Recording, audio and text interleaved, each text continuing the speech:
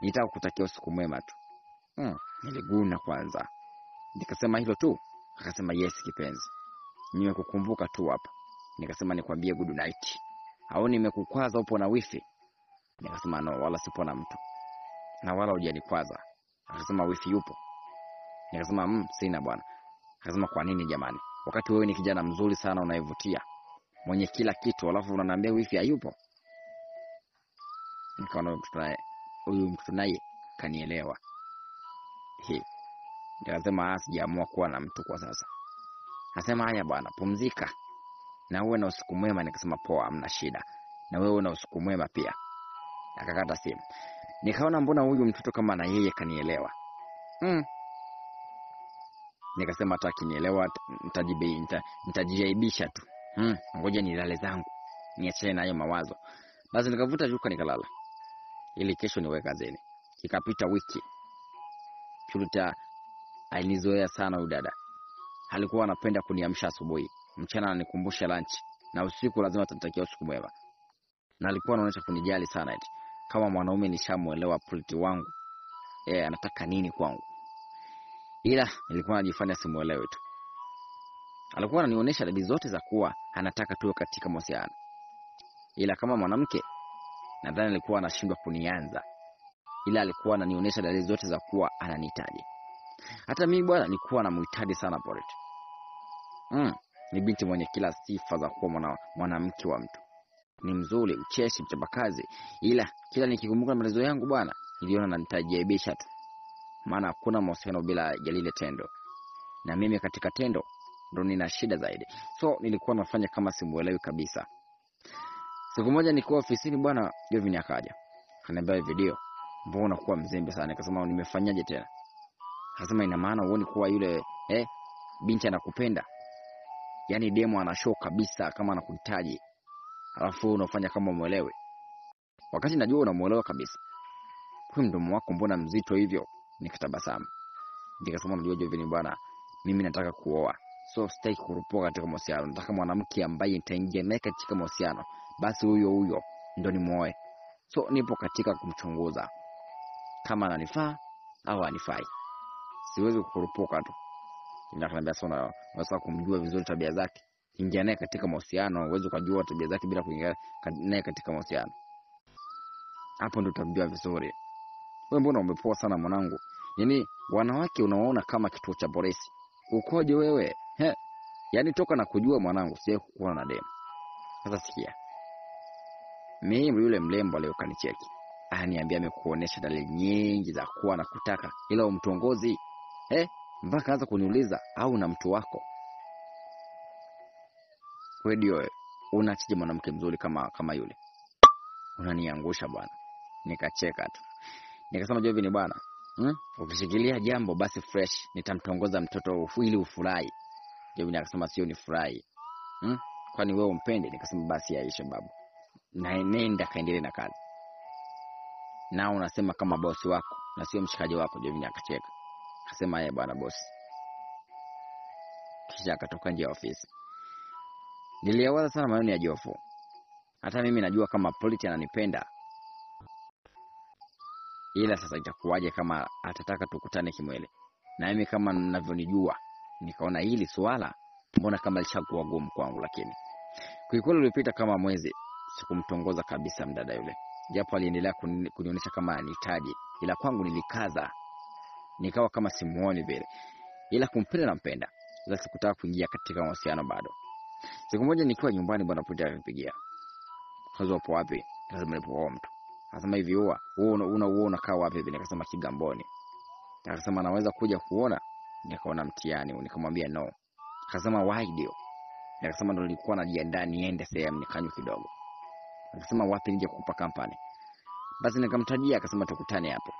Nikamwambia poa, hamna shida. Kweli nikatoka kwangu nikaenda sehemu moja inaitwa Kisiwani huko Kigamboni. Kuna sehemu nzuri ya kunywa tu. Nikamtajia sehemu nilipo. Baada ya muda Purity akaingia. Asema yule mzuri nyie. Kwanza ile kuingia watu wote wanamwangalia yeye. Nyie sio poa. Yaani kwa muda huo sikuelewa Purity kanyimwa nini kwenye mwili wake. Alikuwa kakamilika kila idara ya mwili wake. Akaja mpaka nilipokaa.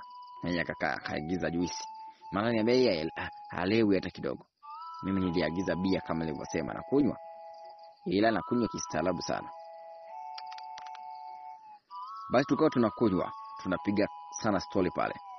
Pita akasema hivi, Jovine, una mwanamke kwani? Nikasema jamani Prit. Mbona hilo swali nalijibu kila siku kipenzi. Mimi nishakwambia mwanamke sina. Akasema mbona kila ninachofanya kinagonga mwamba kwako? Nimetumia wanawake wangu wote kukuonesha na kupenda, lakini unitongoze. Hawa mimi sikuvutie. Nibaki kimya tu. Akasema mimi sijui unafikiriaje kipenzi, ila nakupenda sana eti. Nakupenda ndio. Naomba kuwa na wewe katika mahusiano. Please. Oya. Natongozwa.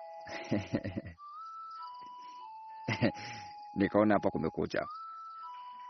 Nikasema mlembo wangu, kwani wewe una mahusiano? Akasema sina kwa sasa. Yamebreak hivi. Kama mwaka uko nyuma.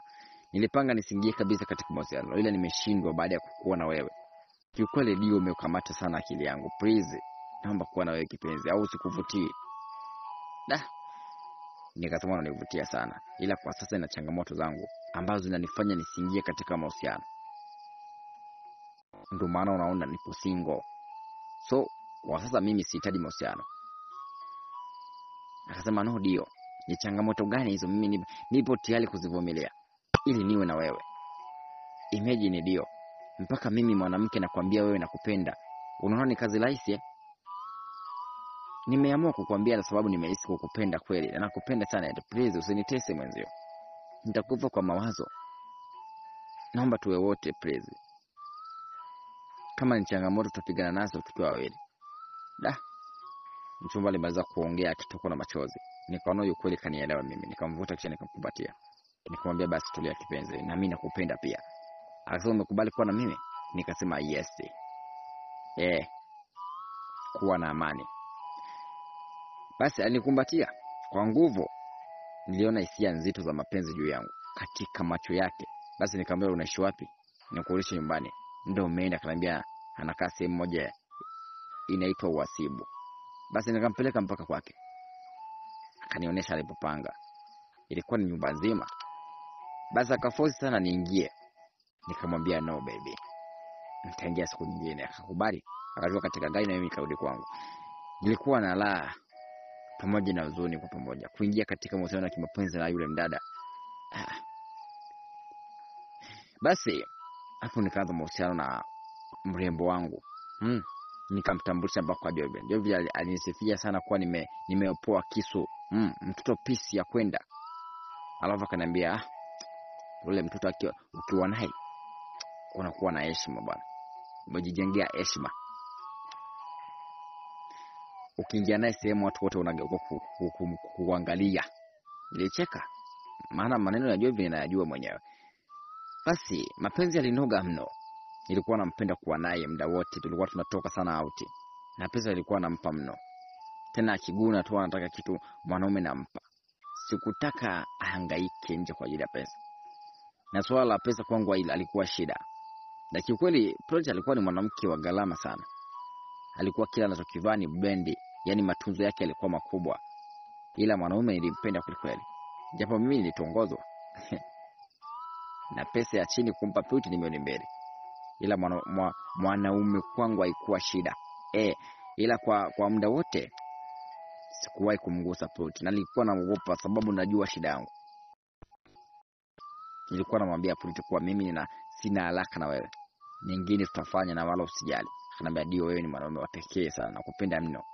Angekuwa mwanaume mwingine kwa jinsi ambavyo unanihudumia, lazima tungekuwa tushatembea kwanza, angekuwa shataka kunikula. Sijakosea kukupenda wewe kabisa.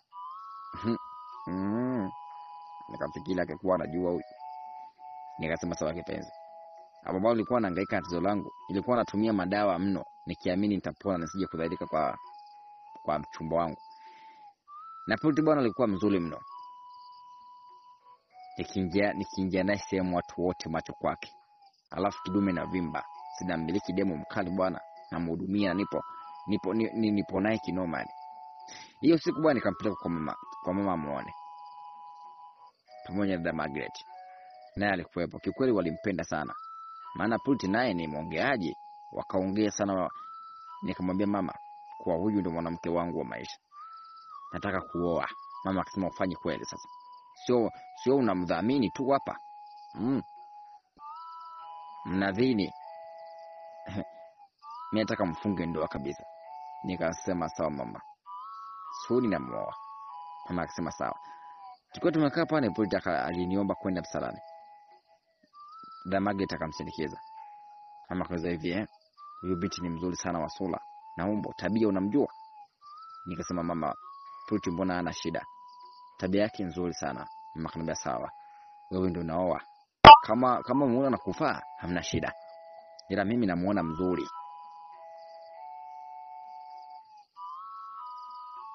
Na wazuri huwa anasumbua. Nikasema wala tunisumbua, ni binti mzuri sana, ananipenda mno, kuwa na amani kabisa mama yangu. Mama akasema sawa, hakuna shida. Baada ya muda bwana Pulita akarudi. Akukaa sana, tukaondoka. Basi nikamwambia Pulita, bwana ngoja nikupitishie home kwanza, nikupeleke kwako, alafu ndo mimi niende kwangu. Akanambia leo bwana nataka nipajue kwako, alafu utanirudisha kwangu, maana wewe umeenda kunitambulisha kwenu na kwako sipajui. Nikasema basi poa mpenzi, ngoja nikupeleke kwangu leo ukapaone, kisha nitakurudisha kwako. Akasema poa, kuna shida baby. Kweli nikaenda naye mpaka kwangu Kigamboni. Kiukweli nilikuwa na nyumba kali kinoma. Mimi mwenyewe nilikuwa nikiangalia na semaga hapa kweli nimejenga. Basi nikamkalisha Pulita ndani. Nilikuwa naona kabisa Pulita anajizuia kushangaa uzuri wa nyumba yangu. Nikamwambia karibu mami, karibu sana. Akaniambia asante dia. Tukaingia mpaka ndani akakaa sebeni. Nikampelekea waini akawa anakunywa. Nikamwambia baby, hapa ndo kwangu, nikikuoa tunakuja kuishi hapa. Akafurahi, akaniambia atatamani unioe kesho nikae hapa, maana nimepapenda sana. Nikasema kweli dia? Akasema yes. Nikamwambia basi kuwa mvumilivu, soni tu na kuoa mama yangu. Nilikuwa ninania kweli, sikuwa natania. Basi tukaongea sana pale. Nikamwambia dia, ngoja kwanza nioge kisha nibadili chapo na kupeleka kwako, sawa? Akaniambia sawa mpenzi. Kweli mimi nikawa nimeingia chumbani kwangu, alafu nikaingia bafuni kuoga. Nikiwa naoga ghafla ni mlango wa bafuni ukasukuma. Na anasukuma nani? Pulita na sukuma anaingia. Nilishtuka. Msikilizaji, unaona hii ni katika sehemu tamu kweli kweli, inaenda kwa jina la Tatizo Langu. Msimulizi ni mimi Uncle J Simulizi. Mbona hii ni simulizi tamu kweli kweli. Kuna watu walikuwa wanamisi mikasa ya wanaume. Ndio huu mkasa wa wanaume sasa. Nimempata. Ni story yake. Huu ni mkasa wake, anaitwa Leo Chris. Bwana usikose kufuatilia hii simulizi tamu mpaka mwisho. Msimulizi wako ni mimi Uncle J Simulizi. Tukutane katika sehemu ijayo, utakuwa ni katika sehemu ya pili. Yes. Tutaangalia itakuwaje kwa sababu tayari mchumba kaingia bafuni ambapo tayari Dio alikuwa yupo anaoga. Kumbuke mpini unasimama lakini hauna nguvu, ni legelege. Itakuwaje? Na mtoto ni mkali kamuelewa, lakini alimwahidi kwamba atamvumilia kwa chochote kile ambacho kitajitokeza.